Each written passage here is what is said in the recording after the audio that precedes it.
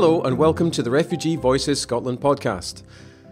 In this podcast I talk to Sabir Zazai, the new Chief Executive of the Scottish Refugee Council, who on 18th December 1999, aged 23, arrived in Britain as a refugee from Afghanistan.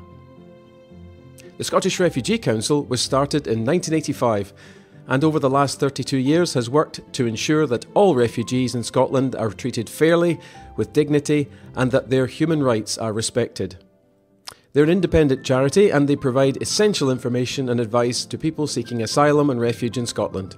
They also campaign for political change, raising awareness about issues that affect refugees, and they work closely with all the local communities and organisations. I'll give you the web address at the end of this show, and also details of the Cup of Tea with a Refugee events that are happening this month. In fact, happening this week, the week of the publication of this podcast in October 2017. When I spoke to Sabir, he was in his 4th week on the job. I asked him what was on his mind. Here's Sabir. Refugee Voices Scotland. I'm Sabir Zazai and I'm the Chief Executive of the Scottish Refugee Council. And what's on your mind today? Well, today I'm thinking about what we've been discussing since yesterday. I was at the Scottish National Party conference and we had a fringe event that we'd organised in partnership with Oxfam and Red Cross, and our focus was on family reunion. I spoke at the fringe event about the importance of family and the importance of family mainly to refugees, because when there is war and conflict, it's not that the whole family can leave. I left Afghanistan in year 99. I'm coming from a big family and it was only one of us out of a family of 20 people who got to Britain, and the rest are still there. So war does affect people and families. It separates families, and when we have people over here worried about their families and asking for our support, asking to find a better and safe way of being reunited with their families, we don't respond. We basically kind of like go into lots of bureaucracy, policies and others that, okay, no, we cannot have an open family reunion policy. And so I think at the end of the day, it just, even when I went back home yesterday, I was thinking on the way that there is lots of talks happening about this. There's lots of discussions around family reunion. The bill will be discussed in March, and between now and March next year, how many families will stay separated? How many families will risk taking those perilous journeys? How many families will lose their loved ones? How many individuals will lose their family members? So I think it's kind of like, although there is quite a lot of talks happening around this, quite a lot of conversations, there isn't anything practical happening to help reunite separated families with one another.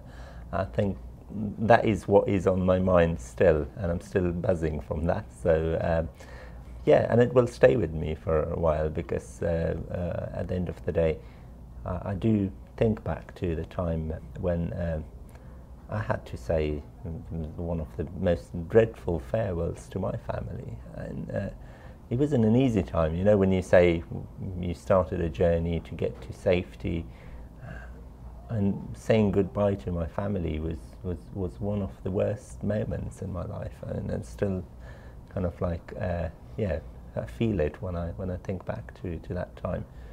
So we do live in really challenging times. We've got over 65 million people forced to flee their homes, but at the same time we've got some really restrictive policies which are still looking at people as only numbers rather than human beings with hopes and aspirations and with needs. Like, we will go home after work or after a day out to be with our family, but there are hundreds and thousands of people who don't have access to that. It's kind of like a luxury to them. So And I'm still in that similar situation, and I cannot go back to see my parents. And my parents have not seen my children. They were born here in the UK, and they've not seen them, because if I invite them over on any visa, like family reunion or even a visitor visa, they will not be trusted because they're from Afghanistan. But because they're from Afghanistan, and because where I was born, my children who were born in the UK are not given access to that family life. Yes. So my children, basically, when it's Christmas, when it's their birthday, tell me, why are grandparents not coming to these events? Because my classmates' grandparents came from the south or from Cornwall or somewhere, because they see the world without borders. But it's us adults that build those walls and borders. Children don't see those. So for them, they somehow feel that, oh, maybe their grandparents don't want to be at their events, but it's not that. They would love to be there. I know we talk through Skype, but you talk through Skype, but you cannot hug or kiss or or give that kind of like personal touch or love. So yeah, when it comes to special events, my children feel the same pain that their grandparents cannot be there, and it's because where they're from and where I'm from. Even those children born in the UK cannot have access to that family life. And we all do that when it's Christmas, when it's special days. We all gather. We travel long ways to be with our families. I think that kind of like going home for Christmas doesn't happen for many people with refugee background. Yeah. And you've been in this job for how long now? It's about 4 weeks now, and I'd say I've enjoyed every day and hour of it. It's an amazing team, some really amazing people here.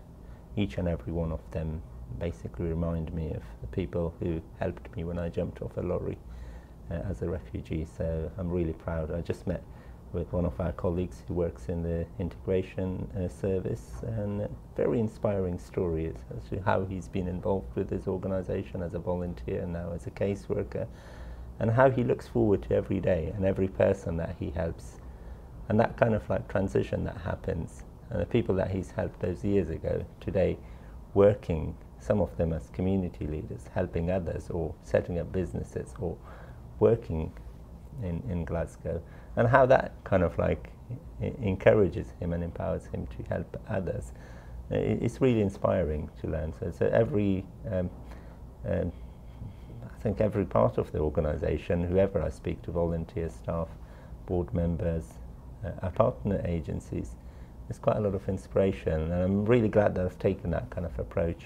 I went and spoke to some of the community organisations. I went and spoke to the integration networks in Cranhill, Govan and other places.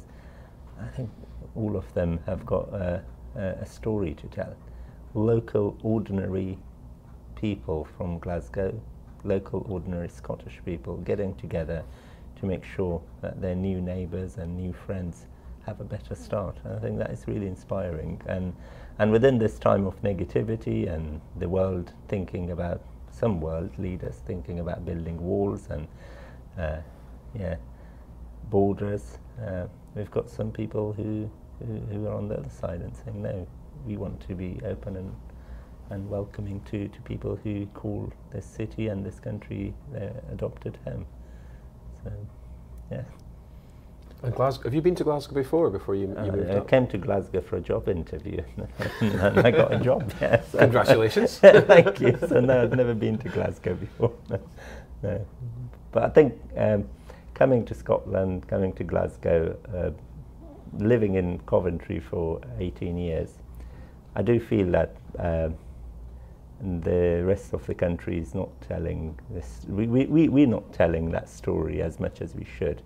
That what a great place this is, what a vibrant, dynamic city and a community we are. I think we need to be proudly telling that story, everyone. I'm strongly committed to be changing perceptions and views. That no, Glasgow is a city open for refugees, but also open for business. Because when you open your doors to refugees, lots of other opportunities also come in, and I think that will be one of the things I will be doing on the side. That we need to be telling our story better, and we need to be able to tell that story through the people we welcome as well, because at the end of the day they can give that kind of like their perception of that welcome and the support, and And do you see are there any ideas or ways that you think that this welcome message can be transmitted better? Or? I think through what we're doing now. Yeah, absolutely. That's one way. But I think that the other one is kind of like capturing those stories and communicating it in a timely manner, because I personally, coming from a refugee background but working with refugees and being able to reach out to people from all these different communities, I have learned that every refugee, no matter where they're coming from or what conflict they're coming from, every refugee has got a powerful story of hope, resilience and courage. I think at times in our communities, in our schools, in our businesses, more than anything else, we need that hope and courage to rebuild our communities, to regenerate, and to be grateful for what we have. And I think sometimes refugees bring those stories of courage and hope and resilience. And I think we need to be communicating those to our school children, because resilience and that hope is much more needed within that community, but also to our communities, through our faith organisations and others. We need to be able to allow people that platform and give them the courage and confidence to be able to tell their own stories, because telling your own story and connecting people through stories is very, very important, because over the years and recently as well, I think I've personally given up on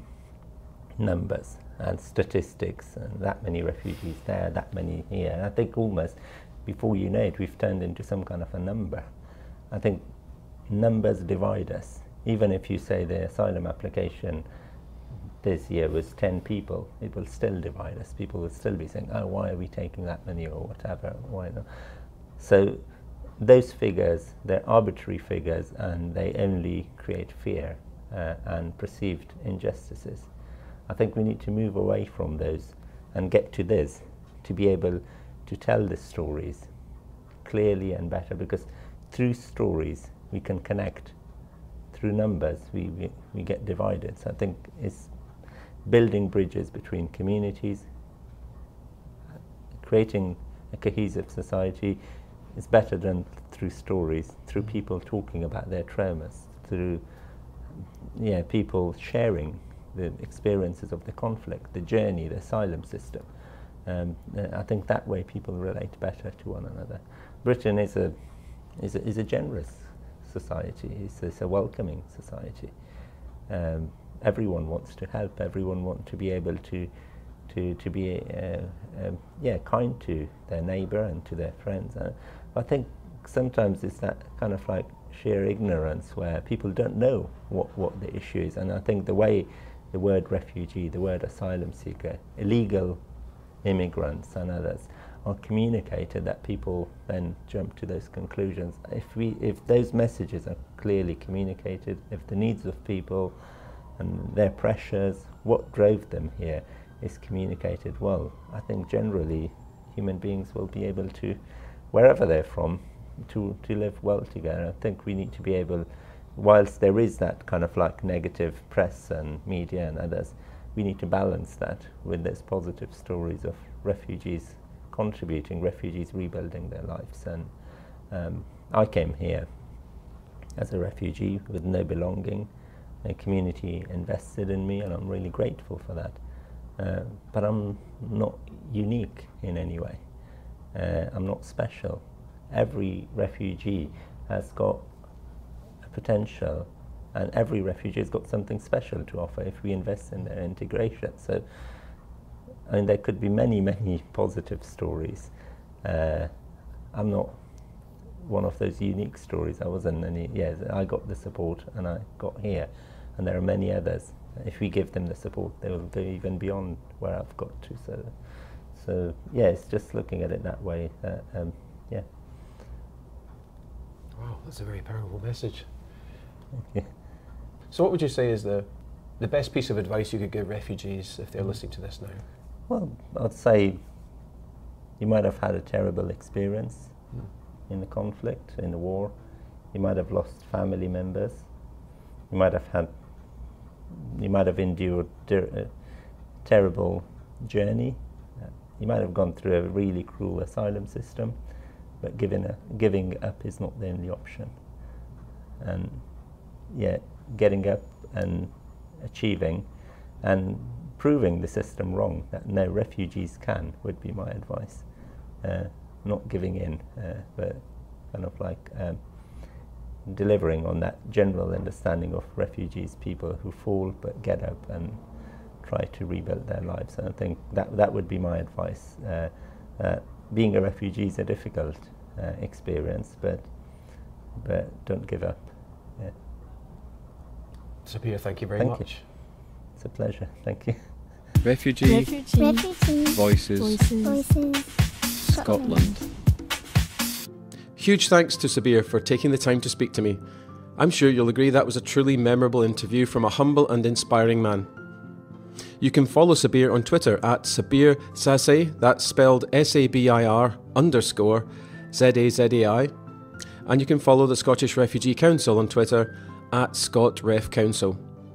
All website, Facebook and blog details are on our show notes page on the Refugee Voices Scotland website.